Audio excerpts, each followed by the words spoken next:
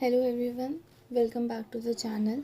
हमारा environmental studies education की unit 1 का पार्ट 1 हो चुका है। ये पार्ट 2 है।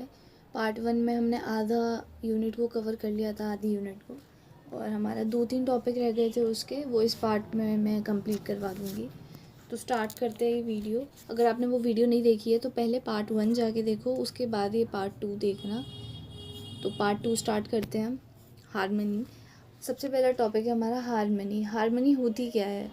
तो harmony means equality and brotherhood among all the individuals of society. Harmony का मतलब है इक्वालिटी होना और ब्रदरहुड होना among all individuals of a society. कहते हैं ना, हारमनी के साथ रहना चाहिए हमें, पीस के साथ रहना चाहिए, इक्वालिटी के साथ रहना चाहिए, यूनिटी के साथ रहना चाहिए, ब्रदरहुड के साथ रहना चाहिए, लड़ाई झगड़ा नहीं करना चाहिए। बेसिकली यही सब होता है हारमनी। तो हारमनी की अगर डेफिनेशन की बात करें तो harmony means equality and brotherhood among all the individuals of society. शांति से रहना चाहिए, मतलब एक होके रहना चाहिए, एकता के साथ रहना चाहिए। Living in harmony with self. इसमें कुछ टाइप्स आते हैं हमारे जो सिलेबस के अकॉर्डिंग कि हमें सेल्फ के साथ कैसे हारमनी के साथ रहना चाहिए, फैमिली के साथ कैसे रहना चाहिए, सोसाइटी के साथ कैसे रहना चाहिए, नेशन के साथ कैसे रहना चाहिए, नेबरहुड के साथ कैसे रहना चाहिए, वर्ल्ड के साथ कैसे रहना चाहिए, हारमनी के साथ। तो वो हम पढ़ेंगे। तो सबसे पहला है living in harmony with self. ठीक है, तो हम सेल्फ के साथ कैसे हारमनी के साथ रह सकते हैं? Develop good environment with each other. एक दूसरे के साथ हमें अच्छा इन्वायरमेंट डेवलप करना चाहिए। Do not try any wrong practice. कोई भी गलत काम हमें नहीं ट्राई करना चाहिए। Do not use any drugs, alcohol, tobacco etcetera. किसी भी तरीके की ड्रग्स, एल्कोहल, टोबैको, ये सब हमें ट्राई नहीं करना चाहिए। Develop non violence habits. हमें नॉन वायलेंस हैबिट्स को डेवलप करना चाहिए, लड़ाई झगड़ा नहीं करना चाहिए हमें। Always speak truth and love to each other. हमेशा सच बोलना चाहिए और एक दूसरे के प्रति प्यार रखना चाहिए, लव रखना चाहिए, रिस्पेक्ट रखनी चाहिए। Should develop values with your self. हमें डेवलप करनी चाहिए वैल्यूज़ अपने आप के साथ में। मैंने हर एक पॉइंट को पॉइंट्स में ही एक्सप्लेन किया है, पैराग्राफ में एक्सप्लेन नहीं किया है, ताकि आपको इजीली समझ आ जाए, रिवीजन करते टाइम भी कोई दिक्कत ना हो। आप पेपर में भी इसी तरीके से पॉइंट्स लिखना और एक दो लाइन में हर पॉइंट को एक्सप्लेन कर देना, तो आपका आंसर अच्छा बन जाएगा। अच्छे मार्क्स के अकॉर्डिंग आप मतलब आंसर को लिखना कि 3 मार्क्स का है या 8 मार्क्स का है, तो आप वो देख के लिखना, या 5 मार्क्स का है कैसे है, तो वो आप देख के लिख लेना। उसके बाद आता है living in harmony with self. हमें फैमिली के साथ हमें कैसे हार्मनी के साथ रहना चाहिए। Create a feeling to live together. एक तो हमें ऐसी फीलिंग रखनी चाहिए कि एक साथ रह सके हम, टू लिव टुगेदर, एक साथ रहने वाली, यूनिटी के साथ रहने की फीलिंग हमें क्रिएट करनी चाहिए। Respect other family opinion. दूसरे फैमिली मेम्बर्स के ओपिनियन को भी रिस्पेक्ट करना चाहिए। ऐसा नहीं कि सिर्फ हम अपनी बोले जा रहे हैं, हम सिर्फ बोलते हैं, सुनते नहीं हैं किसी की, या दूसरे के ओपिनियंस को हम रिस्पेक्ट नहीं करते। हो सकता है आपको वो ओपिनियन सही ना लगे, बट यू शुड लिसन। आपको सुनना चाहिए सबके पॉइंट ऑफ व्यूज़, अपने पॉइंट ऑफ व्यूज़ को भी पोलाइटली रखना चाहिए और रिस्पेक्ट करनी चाहिए हर एक फैमिली मेम्बर के ओपिनियंस की। उसके बाद आता है develop democratic behaviour with in the family में डेमोक्रेटिक बिहेवियर होना चाहिए। कोई किसी भी तरीके का रूल ना करे किसी के ऊपर, कि नहीं कोई रूल कर रहा है या कोई किसी को एक डिपेंडेंसी में रख रहा है कि नहीं, उसको फ्रीडम नहीं दे रहा है। या फ्रीडम भी दो बट रिस्पेक्ट भी करो एक दूसरे की। डेमोक्रेटिक बिहेवियर होना चाहिए, सबको राइट होने चाहिए हर किसी के पास में। Try to eat food together. कोशिश करनी चाहिए कि खाना एक साथ खाएं, ये नहीं कि कोई एक कमरे में कोई अलग बैठ के खा रहा है। कोशिश करनी चाहिए कि एक साथ खाना खाया जाए। Maintain good family environment maintain करना चाहिए। फिर आता है living in harmony with neighbourhood के साथ हम कैसे हार्मनी के साथ रह सकते हैं आस पड़ोसियों के साथ में। तो develop friendly behaviour with neighbours के साथ में फ्रेंडली बिहेवियर होना चाहिए हमारा। ये नहीं कि लड़ाई झगड़े कर रहे हैं हम, या एक दूसरे को देख के मुंह मोड़ ले रहे हैं, हम बात नहीं करते हैं, अपने अपने में रहते हैं, ऐसा नहीं होना चाहिए। फ्रेंडली बिहेवियर होना चाहिए नेबर्स के साथ में। There should be democratic values होनी चाहिए। Cleanliness campaign in neighbourhood. Cleanliness campaign कर सकते हैं हम नेबरहुड में, ताकि हमारी नेबरहुड क्लीन भी रहे, हाइजेनिक भी रहे। एक दूसरे के साथ हम क्लीनलीनेस से रिलेटेड अवेयरनेस फैला सकें, ये सब चीज़ें। सेलिब्रेट फेस्टिवल्स टुगेदर, कोशिश करनी चाहिए फेस्टिवल्स एक साथ, कोशिश नहीं करने ही चाहिए बल्कि फेस्टिवल्स एक साथ सेलिब्रेट करने चाहिए। सेंस ऑफ ग्रैटिट्यूड होना चाहिए एक दूसरे के प्रति। उसके बाद आता है living in harmony with society, society के साथ हम कैसे हार्मनी के साथ रह सकते हैं। तो सबसे पहले तो कोई डिस्क्रिमिनेशन नहीं होना चाहिए किसी भी बेस पे, चाहे वो जेंडर हो या कास्ट हो, क्लास हो, सेक्स हो, कुछ भी हो, किसी भी तरीके का डिस्क्रिमिनेशन नहीं होना चाहिए। Help needy people with all respect, needy people की रिस्पेक्ट करनी चाहिए हमें और हेल्प करनी चाहिए, मतलब और रिस्पेक्ट इन द सेंस कि रिस्पेक्ट के साथ हमें नीडी लोगों की मदद करनी चाहिए। ऐसा नहीं होता ना, कुछ लोग होते हैं अगर किसी की मदद करते हैं तो वो बहुत ज़्यादा गा देते हैं उस चीज़ को, बहुत जता देते हैं उस चीज़ को, या फिर एक होता है कि मतलब आपने मदद तो कर दी पर एक एहसान की तरीके से आप उस चीज़ को कर देते हो, तो वो नहीं करना चाहिए। अगर आप किसी चीज़ की, एक तो पहली बात तो नीडी पीपल की मदद करनी चाहिए, और कर भी रहे हो तो आप उसको रिस्पेक्ट के साथ करो। Environmental awareness should create in the society, environmental awareness create होना चाहिए सोसाइटी में। Caring and empathy to each other, caring and empathy to each other, caring और एम्पैथी होनी चाहिए एक दूसरे की तरफ। शुड लिव पीसफुली, पीसफुली रहना चाहिए हमें। Increase social values, social values को इंक्रीज़ करना चाहिए।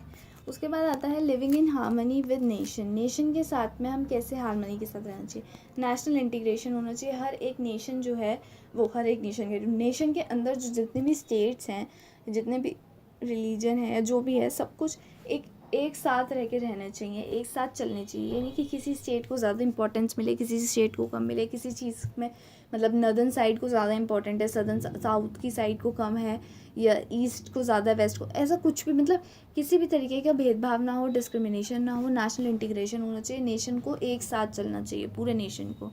Maintain human dignity, human dignity maintain करनी चाहिए। Feeling of social justice, social justice की फीलिंग होनी चाहिए, ऐसा नहीं कि किसी भी तरीके का इनजस्टिस हो। Respect laws and obeys, law को रिस्पेक्ट करो, ओबे करो, मानो। Peace and non violence movements, peace और नॉन वायलेंस मूवमेंट्स होने चाहिए। Avoid communal dispute, communal dispute को अवॉइड करना चाहिए, ठीक है ना। किसी भी तरीके की डिस्प्यूट, लड़ाई, नॉन वायलेंस मूवमेंट, ये सब चीज़ें, वायलेंस वगैरह, मतलब ये सब चीज़ें नहीं होनी चाहिए। फिर आता है living in harmony with the world, world के साथ में हम कैसे हार्मनी के साथ रहना चाहिए। इंटरनेशनल अंडरस्टैंडिंग होनी चाहिए, हर एक तरीके की अंडरस्टैंडिंग होनी चाहिए। Celebrate the international days as declared by UNO, UNO ने, यूनाइटेड नेशंस ऑर्गेनाइजेशन ने जो भी वो करे हैं, इंटरनेशनल डेज बनाए हैं, जो भी डिक्लेयर किए हैं, उनको हमें सेलिब्रेट करना चाहिए। हम करते भी हैं, काफ़ी तरीके के इंटरनेशनल डेज़ हैं हमारे इंडिया में भी क्रिएट बनाए जाते हैं, तो वो हमें सेलिब्रेट करने चाहिए। Peace and non violence, peace रखनी चाहिए, नॉन वायलेंस, ये पॉइंट हर उसमें आ सकता है हमारा, पीस के साथ रहना चाहिए और नॉन वायलेंस के साथ रहना चाहिए। Peace in the global context, global context में भी पीस होनी चाहिए। और provide help during natural disasters, अगर नेचुरल डिज़ास्टर के कारण किसी भी देश को, किसी भी कंट्री को, किसी भी एरिया को अफेक्ट हुआ है, तो हमें उसको हेल्प प्रोवाइड करनी चाहिए। जैसे अभी एक कोविड-19 के टाइम पे भी एक कंट्री दूसरी कंट्रियों की हेल्प कर रही थी आपस में, या कोई अगर कहीं पे बहुत ज़्यादा डिज़ास्टर की वजह से बहुत ज़्यादा अगर प्रॉब्लम आ जाती है, कहीं पे बहुत ज़्यादा अफेक्ट हो जाता है वो एरिया, तो भी एक नेशन दूसरे नेशन की मदद करता है। उसके बाद आता है objectives of environmental studies, EVS with reference to NCF 2005। EVS के क्या ऑब्जेक्टिव्स हैं विद रेफरेंस टू NCF 2005, क्यों हमें पढ़ाते हैं EVS, क्यों हम पढ़ते हैं EVS, ये सब। तो national curriculum framework 2005 NCF 2005 focuses of EVS curriculum as an integrated subject at the primary stage of schooling, which brings together insights from science, social science and environmental education। जो NCF 2005 था उसने focus किया था EVS के curriculum पे एक integrated subject की तरीके से, यानी कि हम अलग अलग सब्जेक्ट्स एक साथ लेके चले। प्राइमरी स्टेज की बात थी ये, प्राइमरी लेवल पे हम सारे सब्जेक्ट्स को एक साथ, मतलब अलग अलग सब्जेक्ट्स को एक साथ लेके चले स्कूलिंग में, जिसमें हम क्या करते थे, साइंस को भी पढ़ते थे EVS में, हम सोशल साइंस भी पढ़ते थे और हम एनवायरमेंटल एजुकेशन भी पढ़ते थे। तो NCF ने यही कहा कि EVS एक ऐसा सब्जेक्ट बनाओ, ऐसा करिकुलम बनाओ जिसमें हम सब्जेक्ट को इंटीग्रेट करके पढ़ सकें, इन 3 सब्जेक्ट्स को, साइंस, सोशल साइंस और इन्वायरमेंटल एजुकेशन। इसके ऑब्जेक्टिव्स क्या थे? सबसे पहला तो ये कि to train children to locate and comprehend relationship between natural, social and cultural environment. बच्चों को इस तरीके से ट्रेन करना कि वो लोकेट कर सके, कॉम्प्रीहेंड कर सके रिलेशनशिप को, मतलब जो भी नेचुरल इन्वायरमेंट, सोशल इन्वायरमेंट और कल्चरल इन्वायरमेंट है, इन तीनों के बीच में क्या रिलेशनशिप है वो बच्चे वो समझ सकें। To develop an understanding based on observation and illustration, develop करना अंडरस्टैंडिंग को, जो भी ऑब्जर्वेशन और इलस्ट्रेशंस के बेसिस पे अंडरस्टैंडिंग है बच्चों की, उसको डेवलप करना। To create cognitive capacity and resourcefulness to make the child curious, बच्चों की कॉग्निटिव कैपेसिटी को इंक्रीज़ करना, बढ़ाना, क्रिएट करना, और जो भी बच्चा मतलब इस तरीके से बच्चे के सामने चीज़ों को रिप्रेजेंट करना कि बच्चे की क्यूरियोसिटी बढ़े, बच्चा क्यूरियस हो, यानी कि बच्चा उत्सुक हो उस चीज़ को सीखने के लिए। To nurture the curiosity and creativity of child, वही वाला पॉइंट है कि बच्चे की क्रिएटिविटी को बढ़ावा देना, बच्चे की क्यूरियोसिटी को बढ़ावा देना, बच्चे की उत्सुकता को बढ़ावा देना, टैलेंट को बढ़ावा देना। और to develop an awareness about environmental education, बच्चे को अवेयर करना इन्वायरमेंटल इश्यूज़ के बारे में। चाइल्ड सेंटर्ड होना चाहिए, एक तो सबसे ये ऑब्जेक्टिव आप सब में लिख सकते हैं कि चाइल्ड सेंटर्ड हो, बच्चे के अकॉर्डिंग हो, और नेचुरली सोशली फोकस उसका हो। ठीक है, उसके बाद लास्ट तो नहीं है, ये सेकंड लास्ट है, features of environmental studies text book. Environmental studies EVS की टेक्स्ट बुक के क्या फीचर्स है, कैसी होनी चाहिए टेक्स्ट बुक, क्या उसमें कंटेन होना चाहिए। तो in class 1 and 2 EVS is a part of language and mathematics. EVS जो था क्लास 1 और 2 में वो एक लैंग्वेज और मैथमेटिक्स का पार्ट था, उसको इंटीग्रेट करके पढ़ाते थे, लैंग्वेज में ही पढ़ाते थे, मैथमेटिक्स में इंटीग्रेट करके पढ़ाते थे। ठीक है, न्यू सिलेबस में 6 थीम्स हमारी कंसिस्ट हुई। 6 थीम्स थी हमारी। पहली थी family and friends. Family and friends हमारी आती थी ना, थीम्स आती थी हमारी, यूनिट्स आती थी, 6 यूनिट होती थी, और उसके फिर सब टॉपिक्स होते थे जिन्हें हम चैप्टर्स के फॉर्म में पढ़ते थे। तो फैमिली एंड फ्रेंड्स आती थी पहली, जिसमें हम रिलेशनशिप्स के बारे में पढ़ते थे कि हमारे ग्रैंडफादर से, ग्रैंडमदर से, मदर से, फादर से, अंकल, आंट, ब्रदर, सिस्टर, इन सब से कैसा रिलेशनशिप है, क्या रिलेशनशिप है, ये सब पढ़ते थे। वर्क एंड प्ले के बारे में पढ़ते थे, एनिमल्स, प्लांट्स, इन सब के बारे में पढ़ते थे। तो ये जो 4 हैं हमारे पॉइंट्स, 1.1, 1.2, 1.3, 1.4 करके जो मैंने लिखा है, वो फैमिली एंड फ्रेंड्स जो है वो हमारी एक थीम है, और उसी के पार्ट्स हैं ये चारों। दूसरी थीम थी हमारी फूड, तीसरी थी हमारी वाटर, चौथी थी शेल्टर, फिफ्थ ट्रेवल, और 6 things we make and do. ये इम्पॉर्टेंट है, हमारी जो थीम्स है, ये वाला जो है टॉपिक, ये इम्पॉर्टेंट है हमारा, क्योंकि ये हमारा सीटेट के लिए इम्पॉर्टेंट है। साथ में ये पेपर में भी आएगा आपके डीएलएड के 1 मार्क में, एमसीक्यू में, ऑब्जेक्टिव्स में आ सकता है ये, और उसमें भी आ सकता है कि थीम्स के बारे में लिखो, तो आप ये लिखेंगे। उसके साथ साथ सीटेट में भी एक क्वेश्चन आने के इससे बहुत ज़्यादा चांस होती हैं थीम से रिलेटेड ईवीएस के पोर्शन में, तो आप ये ध्यान रखना। 6 थीम्स हैं इसकी, family and friends, food, water, shelter, travel, things we make and do. First वाला जो है हमारा थीम, उसके 4 सब पॉइंट्स हैं आपके relationship, work and play, animals and plants.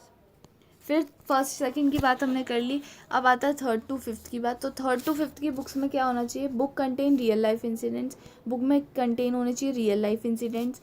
Linking bookish language with external environment, bookish language को लिंक करना एक्सटर्नल इन्वायरमेंट के साथ में, मतलब वही कि बच्चे के जो भी रियल लाइफ इंसिडेंट्स हैं उससे रिलेटेड आपका कंटेंट होना चाहिए, ताकि बच्चा उसको कोरिलेट कर सके कि हाँ मेरी लाइफ में भी ऐसा होता है, मैंने ऐसा देखा है ये सब।